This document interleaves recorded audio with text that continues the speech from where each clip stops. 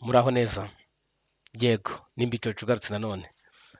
Uyu munsi niriwe nakira message nyinshi mu minsi yashize mikeya, hatangiye gutradinga ibintu bijyanye n'ikizamini gisa nk'ikimanza gutoza umuntu ugiye kwa prime ku myanya imwe n'imwe muri mifotara.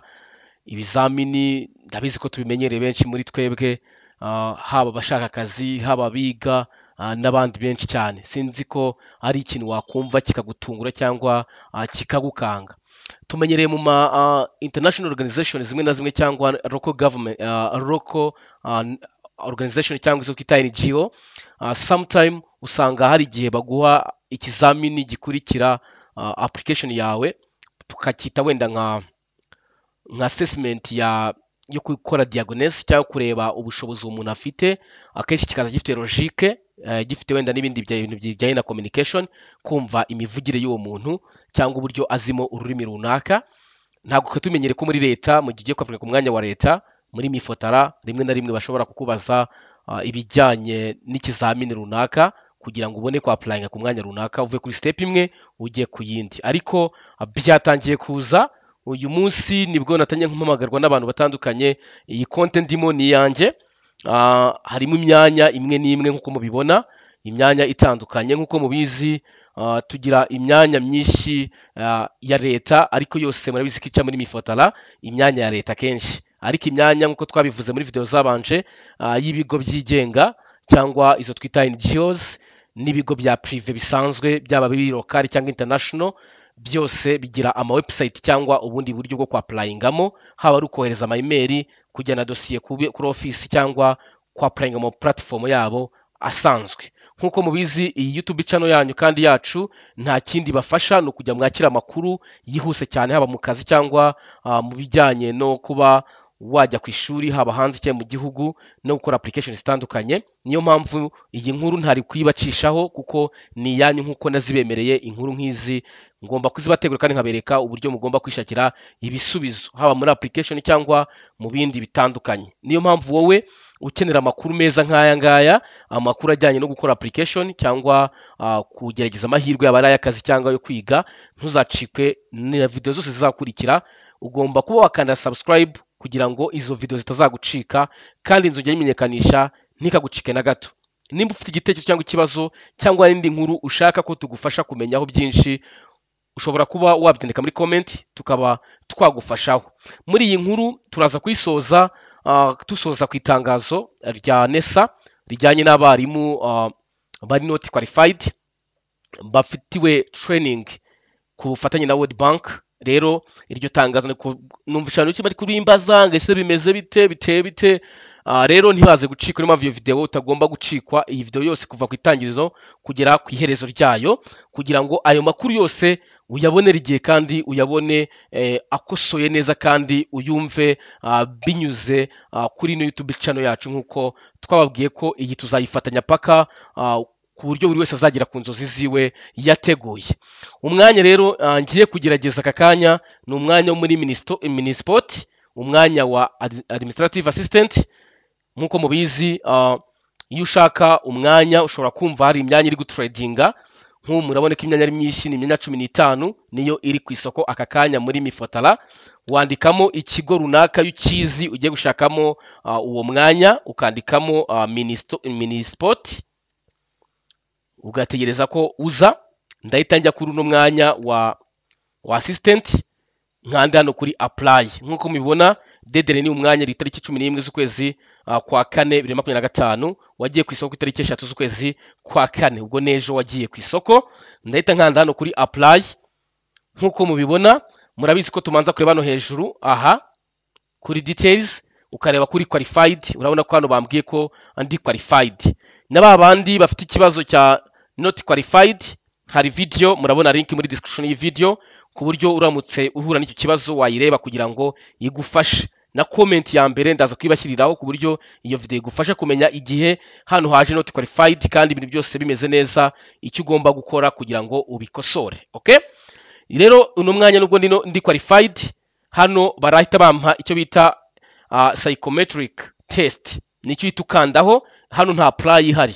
Murabizi ko indi myanya iyo tugezeho baguha apply, hano ho baguha psychometric test, urahita uyikandaho irarodinga muri ubu buryo. Hari benshi bagiye bambwira ko iyo bageze hano badahita babona iki, badahita babona iyo test, ariko muze gucunga bishobora kuba ari ikibazo kijyanye na device uri gukoresha, computer, telefone n'ibindi. Nkabagira inama yo kuba mu gihe tujye kwapringa imyanya nk'isaba izi test ko wakifashisha laptop cyangwa indi computer iri connecte. Hano barambwira ni mpitemo ururimi, ni rumwe n'urundi ruhari, ndahitamo icyongereza nindangiza nkande continue. Hano rero barambwira ibijyanye na technical requirement, bangwe ko ngomba kuba afite internet yihuta kuri megabyte 2 ku isegonda, ni bake cyane baba zifite izi megabyte uno muvuduko ungana gutya.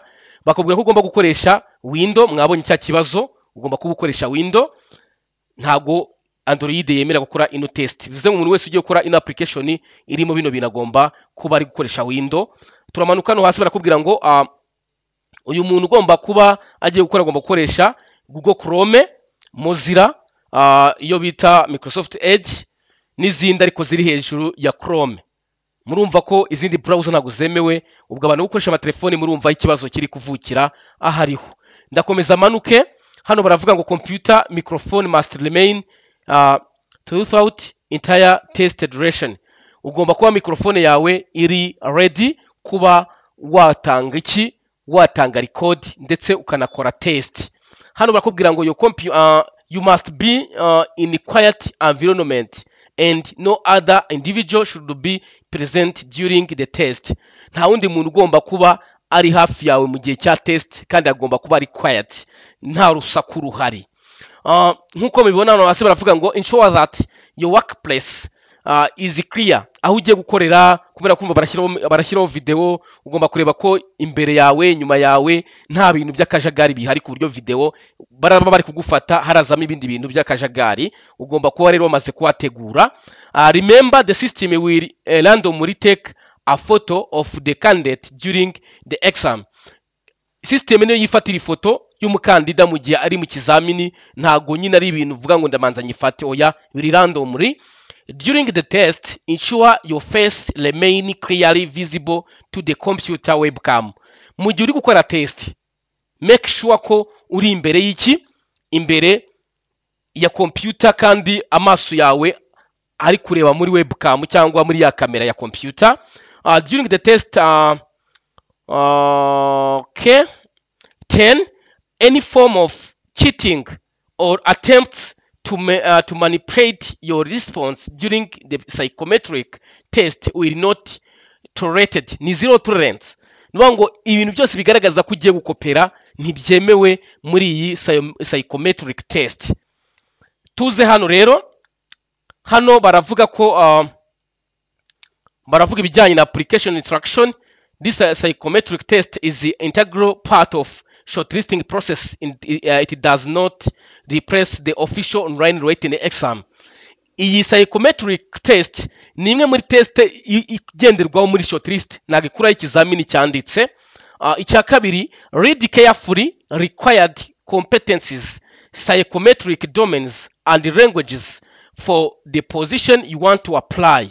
Manzi umenye neza, uzisome neza za requirement competence na psychometrics domains, ndazisubiramo ninsubira inyuma. Izo bita nyine ari ya ma competence ugomba kuba wasomye neza, na language iraza kuba cyangwa ikenewe kuri uriya mwanya wa appliance. Uyu munota turi ku mwanya bita administrative assistant muri municipality.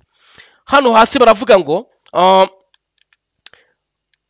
abantu bakavuga ngo the test answer each question is sequence one after the others. Ni ibintu bigiye bitondetse nyine, biri sequences.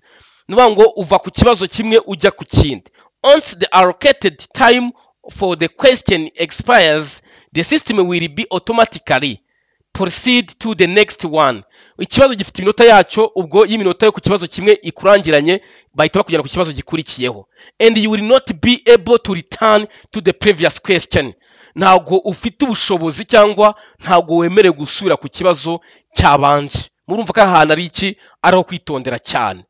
The test consists of 21 questions. Nuvuga ngo ino test ifite ibibazo 21 in the following formats. muri format cyangwa mu buryo bukurikira: multiple choice, guhitamo; true and false, yego cyangwa oya; fill in the missing words, kuzuza amagambo atuzuye; and matching, no guhuza. The minimum passing scores is 50%. Ku muntu watsinze kino kizamini cyangwa wapasinze agomba kuba nibura afite 50%. Izi ni zimwe muri instructions za applicant cyangwa ko umuntu ugiye gukora ino psychometric test. Once you pass the test, your job application will be automatically submitted. Nuvuga ngo hari twakadaga submitted mwahabuze hajya iyi psychometric test. Iyo ushoje iyi psychometric test, submission itiba submitted automatically. Nuvuga ngo yo passing za 50% z'iyi test. Turi kumwe. Gatandatu baravuga ngo if you pass the test, your job application will be automatically submitted.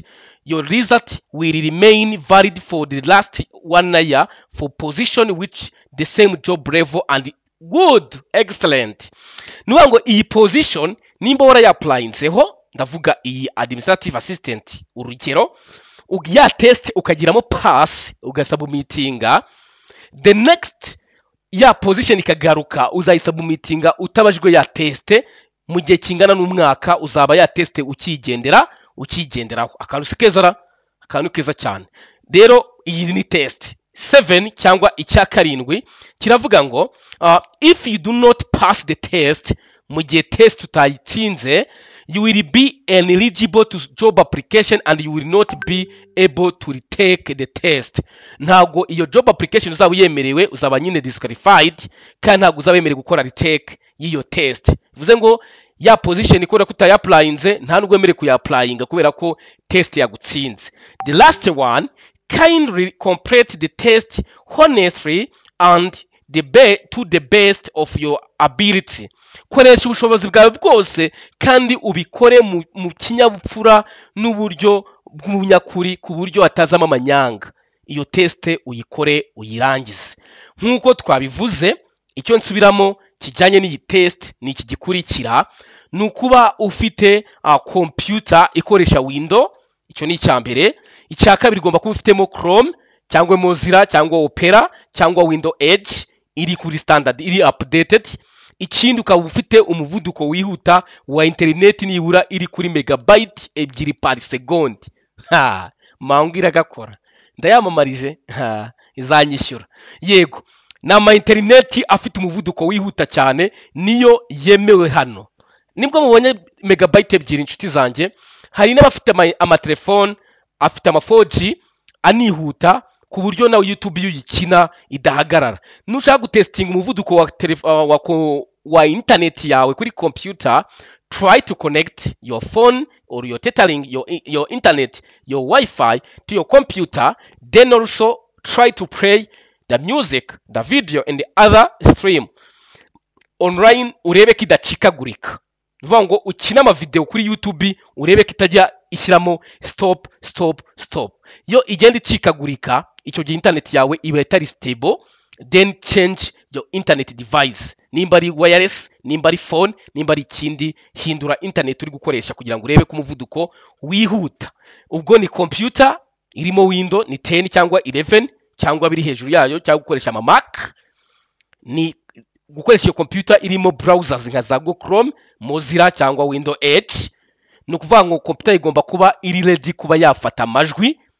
Ushobora kwambara ekuteri zisanzwe cyangwa ama ekuteri nk'aho dukoresha ama ekuteri bita ama headphone afite microphone, cyangwa iyo computer ikaba ya recordinga itanarimo nayo ma ekuteri, nabwo ama laptop arabikora. Ariko ama desktop bisaba ngo uyambike ayo ma ekuteri kugira ngo urecording. Urebe nuko ahantu ugiye gukorera ikizamini hari safe, nta muntu wundi uhari, nta rusaku, nta kajagari gahari. Nurangiza umenye ko isura yawe igomba kuba ari clear, ureba neza muri computer yawe muri webcam. Ifoto izifata utabizi yawe by keeping. Kindi ugomba gutsinda kuri 50%, kandi uwatsinze afite amahirwe y'umwaka wose, bimwe yatsinze kuri ya position yemere kuyapplying atongeye gukora kino kizamini cya psychometric.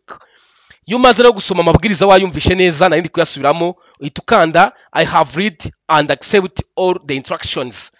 nasomye kandi emera ibiri mu mabwiriza, warangiza ugakanda continue. Ukigera hano baguha aho utangirira test. Ntago njyewe Mbijojo uri hano ngiye gukora test, nagira ngo mbereke ibyo usabwa kugira ngo iyo test yawe ube wayikora. Ubwo ukigera kuri no step uhita ukanda start test ugatangira psychometric. Ubwo iki ni kimwe mu bintu mugomba kumenya ko iyi system ije, ugomba kumenya mu gihe uzajya ugera ku mwanya runaka ugusaba psychometric test, ugomba kwibuka kujya ukora izi nzira zose nababwiye.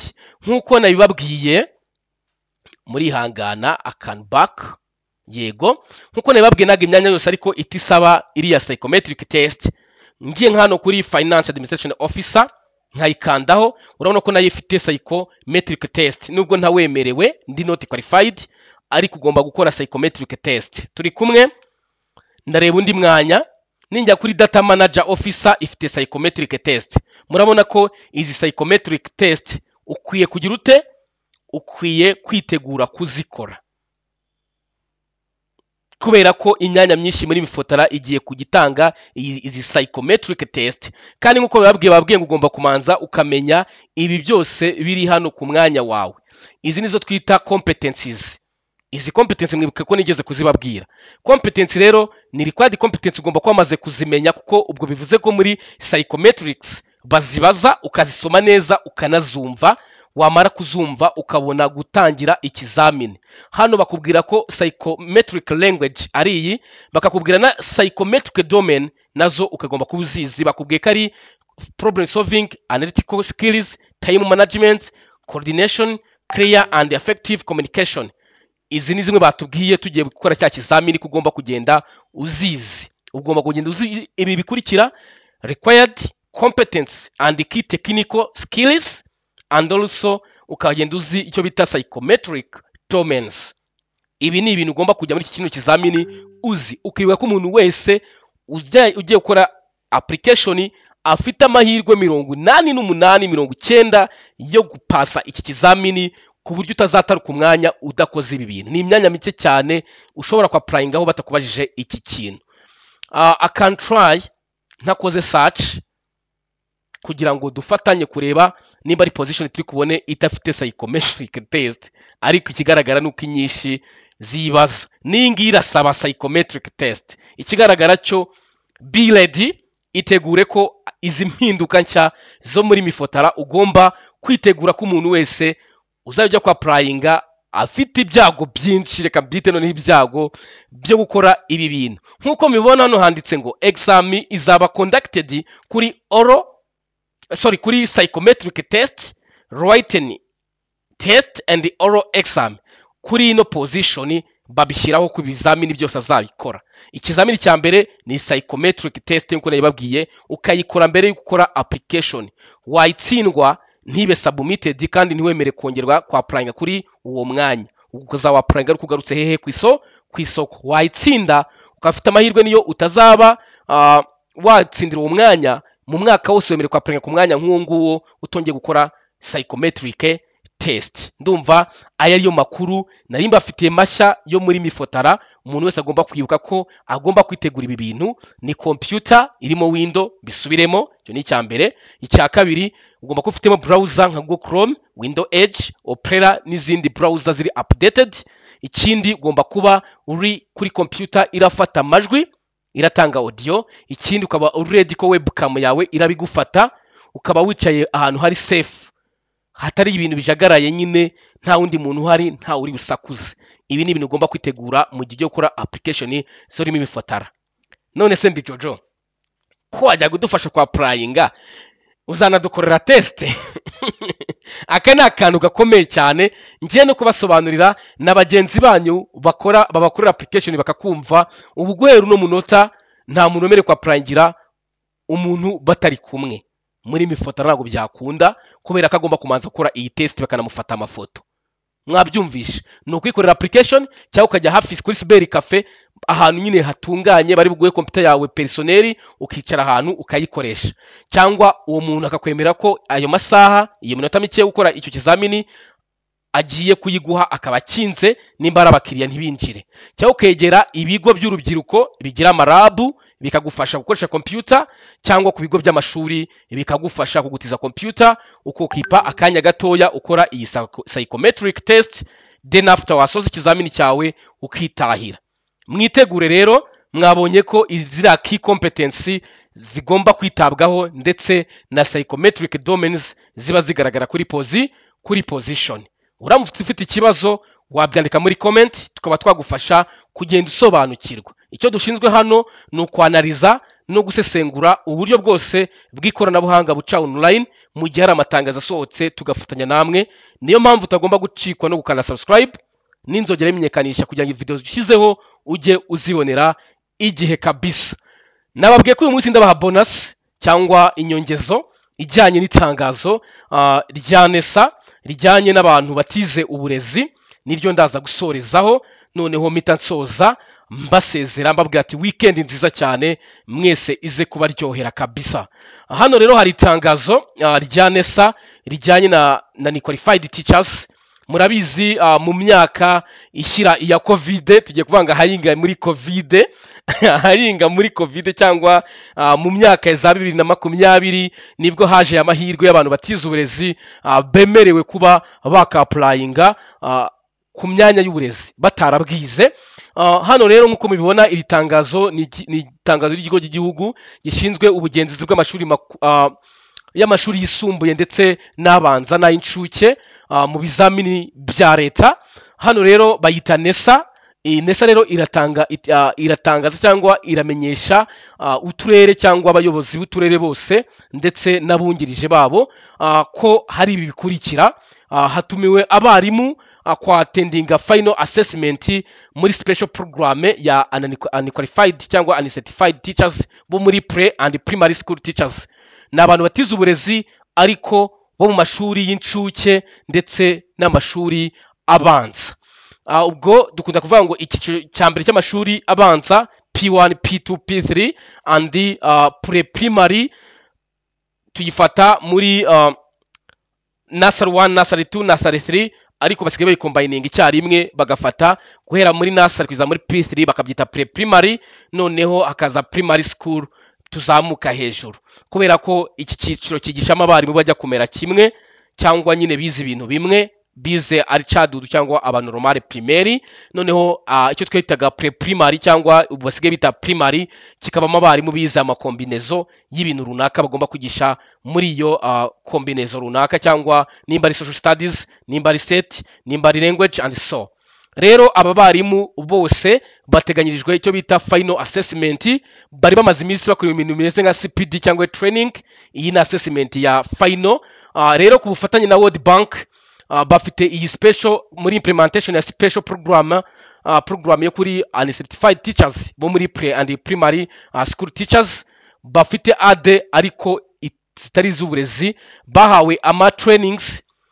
Izo trainings rero kuri module babayemo completed bagiye gukora final assessment. Mbibutse ko iyi final assessment izaba ari assessment nziza cyane izabafasha mu bijyanye no kuba babona ya mahirwe ya mwarimu wese cyangwa y'umuntu wese wize uburezi. Murabizi twagiraga mu bintu bya mutation ati utarize uburezi ntaga yemerewe, twagira muri scholarship ya mwarimu ati utarize uburezi ntaga yemerewe, ariko reka dutegereze ko iyi final assessment izabaha amahirwe yo kuba babona ya mutation ku bantu batize uburezi ndetse byabafasha no kuba babona amahirwe yose yemerewe mwarimu. Iyi rero nkuko bababwira bavuga ko this contest NESA would like to invite informationed teachers from your respective district to attend the final assessment. Barabwira uturere ko bagomba kubwira abarimu mu turere bayobora ko ibizamini bizakorerwa abo bari basanzwe bafatira ama training nkuko bagiye babyerekana ku matariki yagaragajwe. Ayo matariki nkuko muyabona ni guhera ku itariki ya 15 z'ukwezi kwa kane, ndakeka today turi kurenye, ubwo tugiva mu cyunamo cyangwa mu matariki yo kwibuka bacu bazize jenoside yakorewe abatutsi 1994. Nyuma yo tukiva muri ayo matariki tukagera mu cyumweru gikurikiyeho kuri 15 kakanya mu gitondo tuzahita twatendinga izi final assessment kuri aba bana kuri aba barimu batize uburezi bigisha mu mashuri abanza, haba nyine muri pre na primary school. Ibi rero ni kakanyengezo nabahaga kugira ngo buri wese abyumve ko afite amahirwe menshi cyane kandi amuteganyirijwe. Haba ari wowe utarize uburezi, ntabwo ubuzi bizaje ejo, ntukajye wiheba, kuko n'aya mahirwe yaje tutabizi ko azaza, tubona araje. Kandi mbibutse ko amatangazo yose y'amahirwe yaba ari ayo kwigisha, gukora kandi kazi ka leta, kwiga n'ibindi, acishwa no kuri Mbijojo. Niyo mpamvu rero iyi Mbijojo yanyu mugomba kugumana nayo. Sabu zanyu ntimuzibagirwe, utukandaga kumwe ntago ari ibintu byoroshye cyane kuri bamwe, ariko ndakeka iminota mike, amasegonda uba ubikoze, kandi ukaba witeganyije kujya ubona video za buri kanya. Rero mbasezera, mbifuza weekend nziza, mbabwira ngo ibyiza biri imbere, kandi nifuza abana bari gukora application zo kwiga muri Kaminuza y'u Rwanda ko batagomba gucikwa n'aya mahirwe, kuko aya mahirwe aza rimwe mu buzima. Hari bagenzi banyu bagenda batubwira ati Mbijojo ko ntari puranje umwaka washize, ubu nakapurayinga bigakunda. Yego, ariko ibyago byinshi heke iha amahirwe y'inguzanyo abantu bakirangiza uwo mwaka. Bivuze ngo kaminuza ishobora kuguha ishuri ariko ntubone inguzanyo. Mbibutse ko inguzanyo itandukanye na admission. Admission ni uguhabwa ishuri, inguzanyo no kwishyurirwa ishuri.